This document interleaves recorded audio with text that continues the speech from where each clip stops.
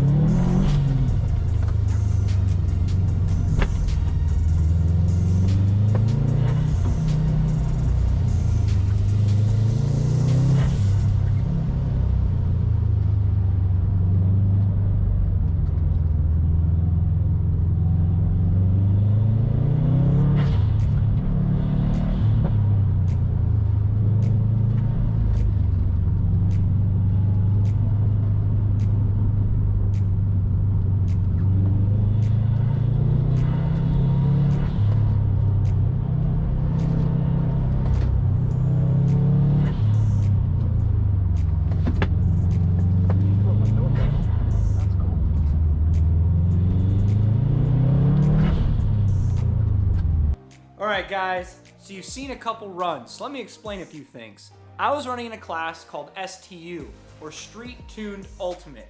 which was clumped together with all of the other street tune classes. So then I get what's called an index time, which changes my final run time a little bit differently than other classes due to performance differences between all the vehicles and all the different classes, which I will go over with at the end of this video and kind of show you where I placed.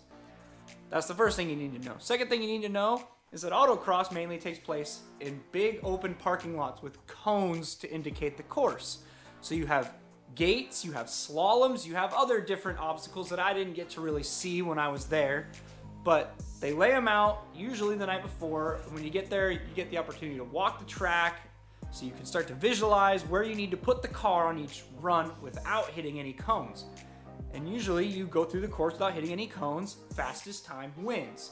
You're never really going more than 50 miles an hour, so it's a nice slower paced race so you can develop driver technique and driver skill, which after this whole weekend, as you'll see, I need a lot of work. But we're gonna get a lot of practice and we're gonna get better before we head out to the bigger, faster racetracks. So there's a little bit of explanation. Now let's watch some more track action.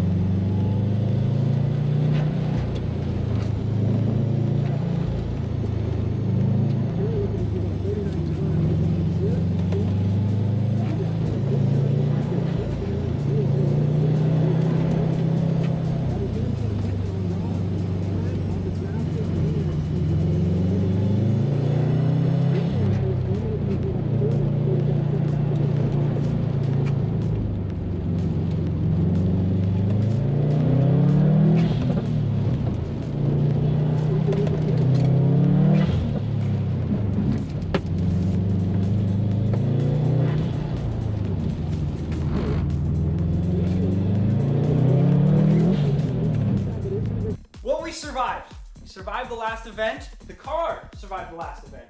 Surprisingly, the car did extremely well. The car is fantastic. This thing ran the whole event, no problems, no issues, no hiccups, other than stuff I ran into on the prep day. On the actual competition day, this thing did amazing. I have no complaints about the way the car performed. Now, would I like to change the torque curve? Absolutely. This thing needs more low-end torque. So I think we're going to be going to English Racing over the winter and trying to get a more torquey tune put in if possible, or we're going to have to look at making changes. Also, I found out after the event, I'm in the wrong class. I ran in Street Tuned Ultimate. This car is over modified for Street Tuned because of a couple parts. The internals of the block, the cams, and everything I put in there, as you guys have seen in my build videos, and the front mount intercooler. So I have to go into more of an unlimited class. I know what it is. I have to look it up and I gotta register for it. I'll let you guys know before next season what class I'm running, but it's going to be a much harder class. Now, how did I do for the class that I was racing in?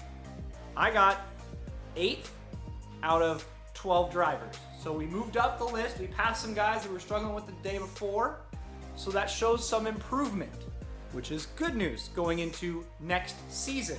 So let's talk about what I thought about the days. Both autocross days were run spectacularly.